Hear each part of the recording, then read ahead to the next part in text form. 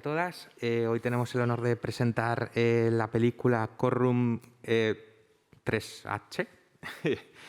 Lo he dicho un poco así en varios idiomas a la vez, pero bueno. Y tenemos con nosotros para presentarla al productor Pedro Hernández Santos y al director Antonio Méndez Esparza. La película compite en sección oficial y os pido antes de empezar un fuerte aplauso para ellos.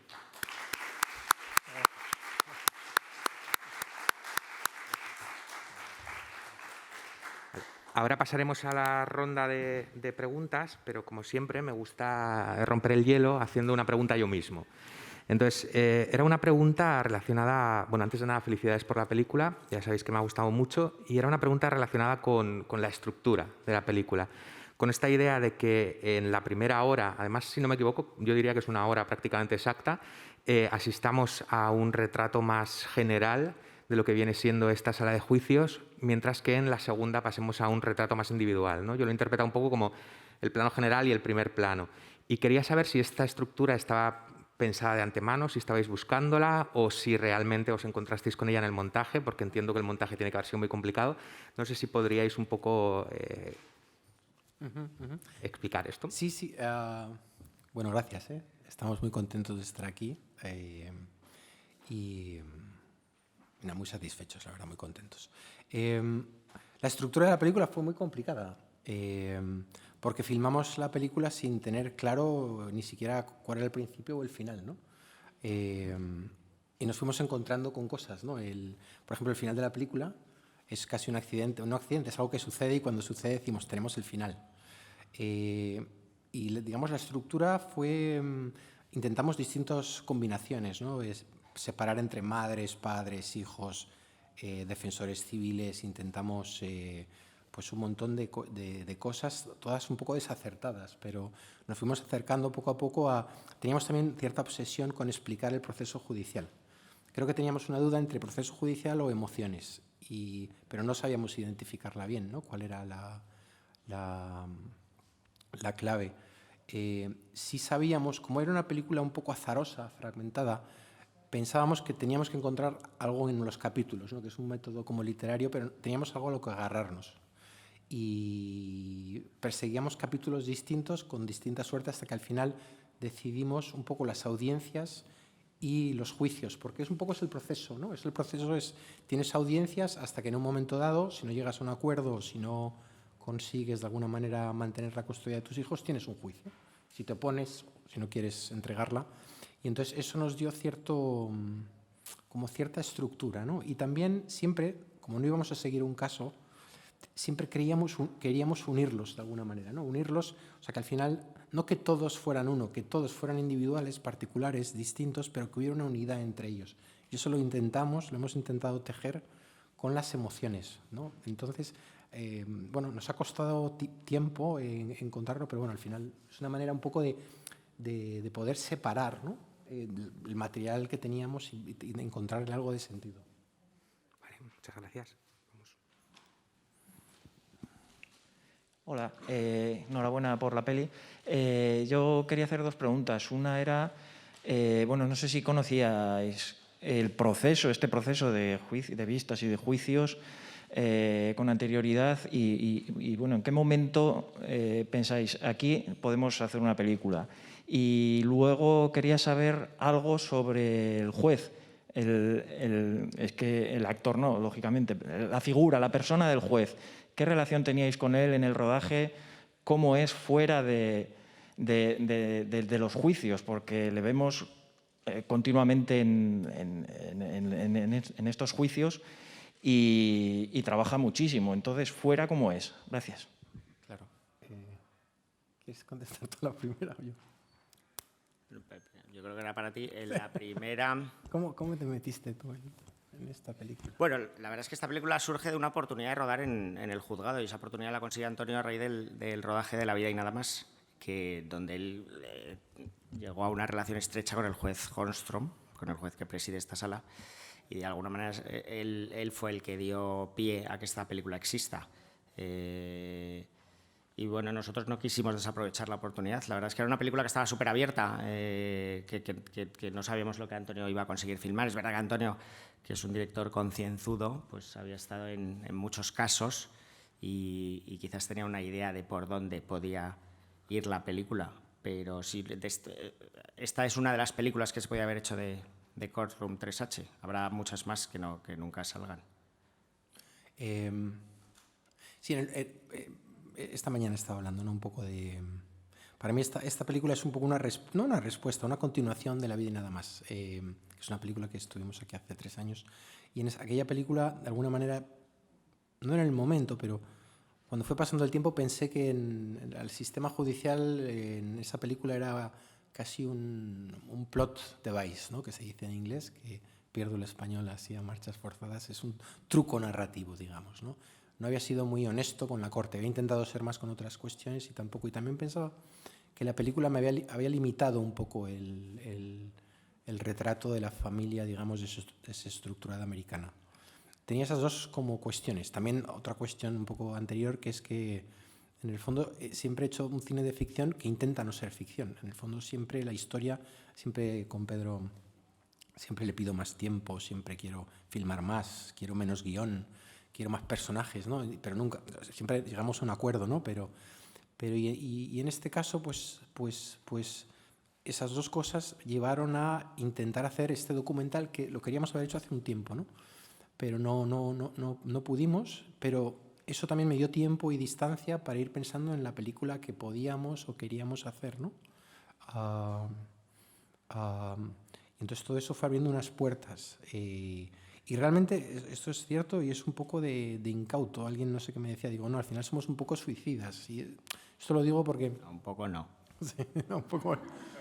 No, porque en el fondo, Pedro dice, soy concienzudo, pero no hacemos las películas tan preparados. Las hacemos por lo menos con una intuición. Y es verdad que el hacer la película es lo que nos va a abrir el camino y nos va a mostrar, ¿no? O sea, claro que fui a la corte y claro que tenía un pensamiento de lo que podía pasar, pero también tampoco lo sabía exactamente, no sabía los casos que iban a venir, no había hecho tampoco creo en el cine como una forma de descubrir, más que no creo en el cine como una manera mía de contar algo que me sé muy bien, quiero más bien descubrir, así siempre me he enfrentado al cine, o sea, un poco inconsciente.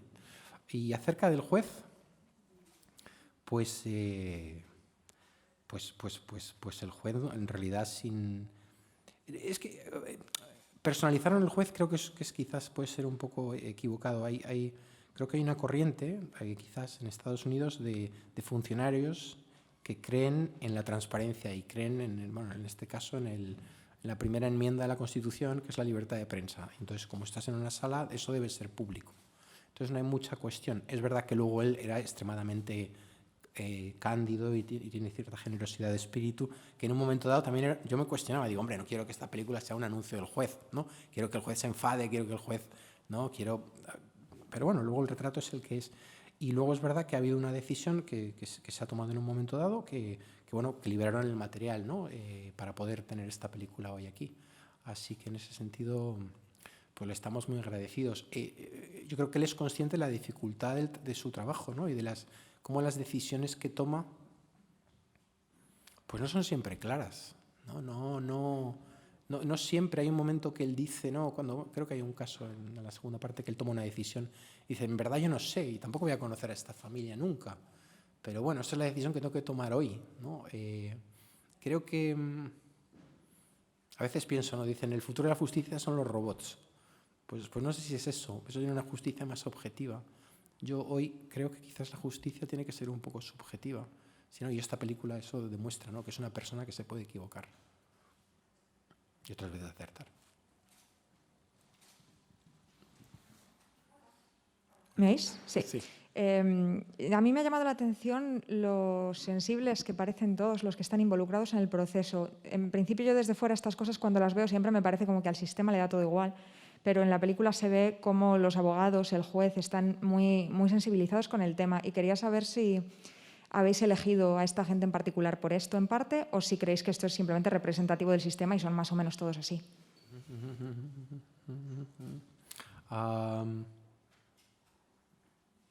yo he intentado, no sé si con éxito, pero ser muy objetivo. O sea, hemos intentado retratar lo que nos hemos encontrado. Es verdad que esto siempre lo digo en las películas, y luego hay gente que puede decir que es mentira, ¿no? Pero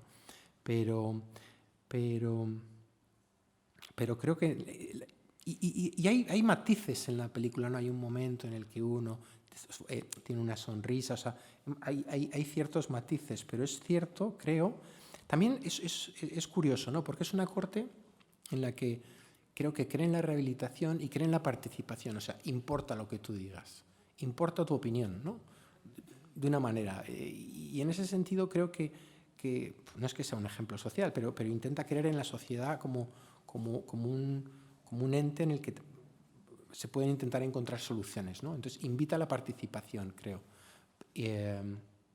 Y luego es cierto para mí que sobre todo en los abogados, el cine, ¿no?, americano, ¿no? Tienes esta idea del abogado de oficio, ¿no?, que llega aquí con la camisa toda llena de café, se me ha olvidado el pantalón casi, o sea, es un desastre, ¿no? Y no es lo que encontré, y no digo que en apariencia en algún caso haya un poco apariencia de desastre en alguno de los abogados, pero en la mayoría, en eso en casi todos, ¿no?, encontré cierta disciplina, o mucha disciplina, ¿no?, mucha entrega a la causa.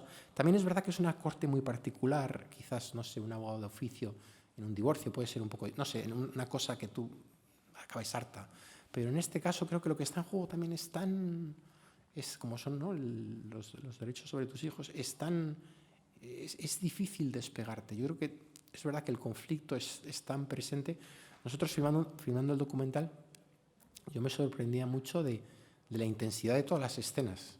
Rara escena no era tensa. Hombre, si no se presentaba nadie, a lo mejor en la corte, hasta una cosa que parecía como muy sencilla, una pequeña aclaración, a veces había conflicto.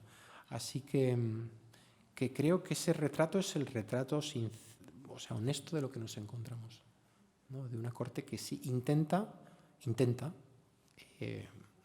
acertar, ¿no? Intenta rehabilitar. Bueno, primero enhorabuena por la película, me ha gustado un montón. Me ha gustado por muchas cosas, pero si tuviera que destacar una es porque hace un poco de la necesidad virtud, y sobre todo a nivel estético. Entonces pongo un ejemplo, que sería, por ejemplo, las limitaciones de lo que no deberíais mostrar los niños o ciertas personas por cuestiones de privacidad. Con el uso del fuera de campo a nivel visual acaban siendo como todavía más significativas y se cuentan muchas cosas con lo que no se ve. Entonces quería preguntar un poco a nivel general, en la estética de la película, ¿había algo pensado al ir a rodar a la sala o fue algo más que se construye en el montaje? No, teníamos muchas limitaciones y muchas incertidumbres, ¿no? En los juicios, que los juicios es un proceso, digamos, secreto, pensábamos, y ahí es donde un poco a veces el instinto te juega, digamos, malas pasadas, ¿no? En los juicios sabíamos que era muy delicado enseñar a los padres, sobre todo porque pueden perder los hijos, entonces no vas a tener derechos nunca, ¿no?, para eso, entonces no podíamos enseñarles. Sin embargo, en el juicio que filmamos, que se puede ver al padre, claro, hay un momento dado que ya tú quieres enseñarle, ¿no?, porque tú estás viviendo el juicio, tú eres partícipe del mismo, ¿no? Entonces, claro, te dejas arrastrar muchas ocasiones, ¿no? Lo mismo pasó con los niños, muchas veces no queríamos filmarles, pero hay veces que la cámara rara vez, ¿no?, pero hay veces que les quieres incluir, ¿no?, un poco por este deseo de mostrar lo que estás viendo, ¿no? Hay un poco ahí de lucha, ¿no?, lucha entre los límites que quieres ponerte y luego cuando tú estás en ese momento capturando ese instante, pues a veces no sé si te dejas seducir o crees que debes demostrarlo. Entonces ahí hubo bastante conflicto, yo creo, sobre qué hacer. De hecho, en el juicio del padre que viene de Venezuela se nota un poco, porque hay momentos en los que el padre no está filmado y está cortado y luego hay veces que le filmas, ¿no?, porque estábamos, no le enseñes, bueno, ahora sí, ahora no, ahora sí, ahora no. Claro, tampoco sabíamos que íbamos a editar, ¿no? Entonces estábamos probando. Y también es verdad que la película en un momento, como lo habíamos planteado, bueno, yo primero no quería poner 2 cámaras. Para mí poner 2 cámaras era un crimen, era sacrilegio, y las puse un poco porque, bueno, ponlas por si acaso, y luego ha sido la salvación de la película. Y también en un momento yo tampoco quería mostrar a los fiscales, ni el plano quizás que fuera más cerrado en en las familias, pero al estar tiempo allí vas entendiendo que no, que es una película un poquito más amplia, que tiene que pasar, que tienes que ver al fiscal, tienes que ver a los abogados, ¿no? Entonces, es verdad que a medida que pasamos más tiempo, los abogados, los fiscales fueron cobrando importancia. De hecho, tuvimos la suerte de que el último juicio, digamos, que está en la película, lo filmamos el último día. Y entonces, para entonces ya entendíamos un poco el lenguaje de la película de otra manera. Por eso habíamos colocado las cámaras enfocando más a los abogados, a los fiscales, ¿no? Entendíamos que la película tenía que ir por allí, ¿no? Pero fue todo un poco un proceso de descubrimiento y también de abrazar los límites, ¿no?, que íbamos a ir teniendo.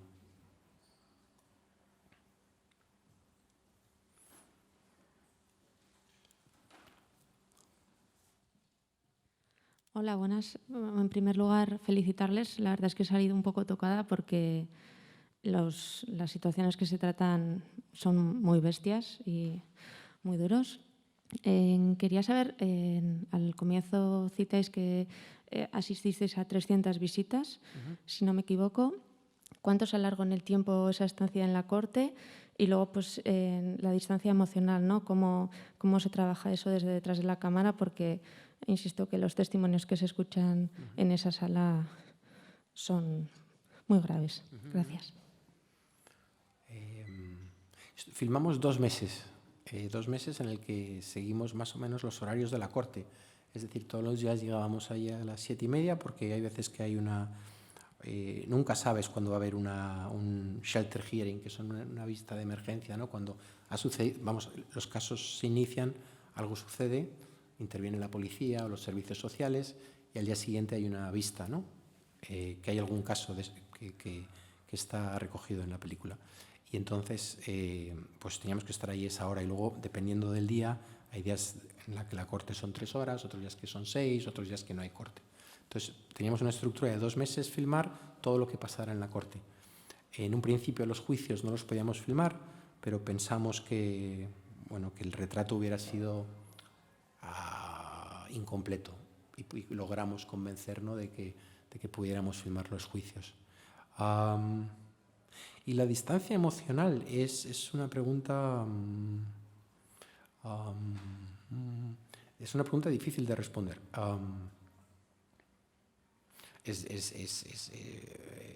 Hay veces que uno tiene filmando, hay algunas escenas que incluso no están en la película, tienes serias dudas de tu rol en ese lugar. ¿Qué haces ahí sentado filmando con una cámara? Y luego, por otro lado, está la fe un poco o la creencia en el cine, ¿no? Como un método de explorar esta verdad que también es desconocida. Hay un conflicto ahí y hay una decisión que uno toma que también, como en el caso del juez, es una decisión gris. No podría decir, esto no importa. No, claro que importa. Pero al final tienes que tomar una decisión que no es fácil y no es clara y claro que hay muchas veces que uno, pero eso no importa, ¿no? Si acababa o no acababa conmovido, no importa, porque al final lo estás utilizando. Lo que uno cree es que al final quizás la película valga la pena, ¿no? Lo que muestra, que brinde luz a una situación que, a pesar de que es muy común y muy universal, está bastante oculta y además no solo está oculta, sino está como malentendida, pobremente explorada.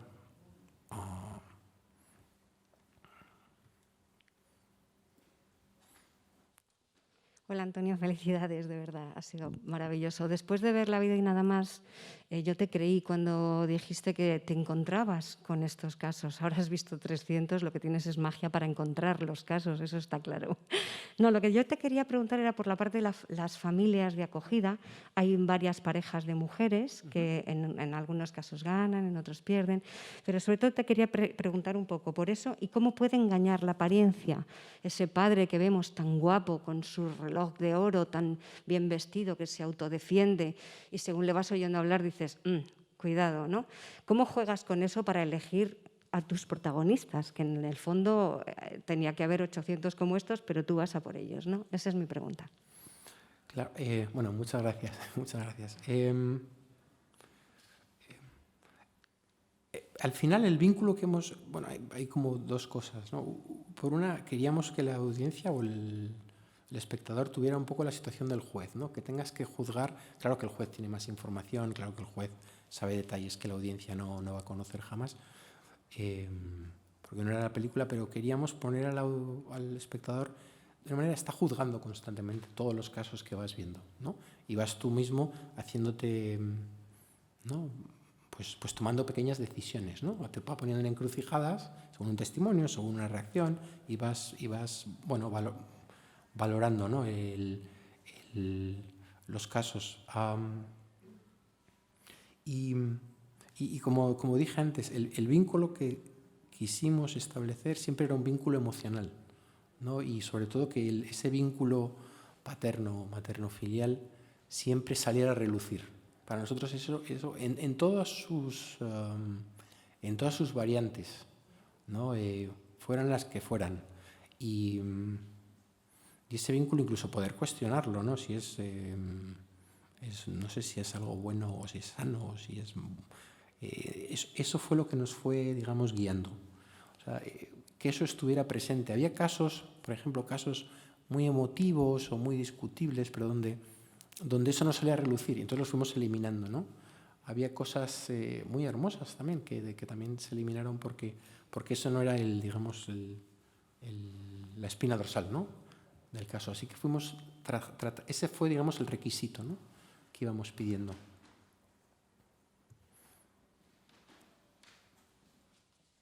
Hola, buenas. Muchísimas gracias por la película, porque realmente es necesaria muchas veces. El cine supera muchas veces a la ficción, como al revés, en este caso. Pero bueno, la historia es, sobre todo, si pensáis de alguna manera que el documental ahora mismo es un género necesario a nivel de trascender el periodismo, llegar en un momento dado a profundizar en una serie de cosas que quizá el periodismo no da tiempo a tratar, pues no sé, por la pérdida de fe de los propios ciudadanos. Eso por un lado. Y por otro lado, en la cuestión de los dos últimos casos que habéis tratado con mucha más profundidad, de alguna forma antes comentabais que el juez no queríais que fuera el protagonista total. De alguna forma se ha buscado esos dos casos que fueran cuestiones que pensáramos que iba él a determinar de una manera y al final ha sido de otra. O sea, se ha buscado ese tipo de cuestión para esos dos juicios. Gracias por todo. Bueno, mil gracias. Yo, acerca del periodismo y trascender, y no sé cuánta gente va a ver esta película, ¿no? Realmente. Y es verdad que es una película que intenta mostrar, pero eso a quién le interesa o qué plataformas tiene eso no sé si me corresponde a mí decirlo, pero desde luego es como cuando lees grandes reportajes de periodistas, ¿no? Son grandes trabajos, pero eso requiere tiempo, requiere dedicación, requiere contrarrestar fuentes, y quizás el tiempo actual de un poco más una sociedad del espectáculo no invita a ese tipo de... Y el cine pasa un poco lo mismo. El cine yo creo que no se diferencia demasiado para nada, ¿no? Quizás el cine es hasta... Quiero decir peor, pero vive más del espectáculo, ha vivido más del espectáculo más tiempo. Y la segunda, yo creo realmente que las decisiones es que son difíciles, son decisiones difíciles. Es raro, claro, para que haya un juicio, las dos partes tienen que creer que pueden ganar, ¿no? Por lo menos el que se defiende. Es raro que haya un juicio si bueno, yo no vi, tampoco he estado todo de 5 años, pero normalmente es una situación complicada, y entonces en el juicio, claro, se tiene que tomar una decisión, pero que no es clara. Entonces yo creo que no hemos elegido casos. Hay un caso que hablaba esta mañana que era un caso fascinante, porque no está en la película, pero era un caso en el que la primera parte todo el mundo declaraba en contra del padre, en este caso, que estaba allí, un policía también, o sea, estaba clarísimo que iba a acabar fatal la cosa. El día siguiente todo el mundo se contradice, dice que lo que ha dicho el día anterior es mentira, y además el policía pues queda en entredicho porque había dicho una cosa que luego se demuestra que no es falsa. Entonces, ¿qué haces? ¿No? Digo, si fueras el juez, ¿no? Era un caso realmente sorprendente, porque pasabas de pensar esto a pensar lo contrario, y dices, aquí algo debe estar mal, porque no es muy posible, ¿no? ¿Dónde está la verdad? No, si es tan opuesta. También yo nunca había estado en un juicio, En un juicio, además, que en este caso duraban algunos 8 horas, 2 días duraban, ¿no?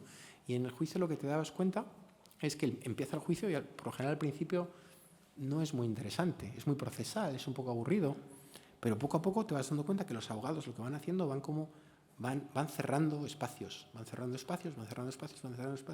y al final de los juicios realmente todo el equipo, o sea, no importaba no beber agua, todo el equipo estaba como en tensión máxima, porque claro, te involucras mucho. Entonces, y todo el mundo hace su trabajo bien, entonces claro, tienes dudas. Entonces yo creo que en ese sentido, y además lo que está en juego es tan grande que aunque la duda se vaya despejando, claro, tienes una congoja importante, ¿no? Entonces yo creo que eso es un poco producto de la corte. Claro, ahí yo no he estado, por ejemplo, en juicios criminales, pero en las películas parece que los juicios criminales son muy claros, ¿no? Porque no sé qué, no ha hecho tal, entonces como que no hay duda, pero a lo mejor también están cubiertos de dudas, pero sí, no, creo que había un caso más, desde luego me acuerdo, filmamos solo 5, porque no hay tantos juicios en un periodo de 2 meses. Desde luego había uno todavía mucho más extremo, ¿no?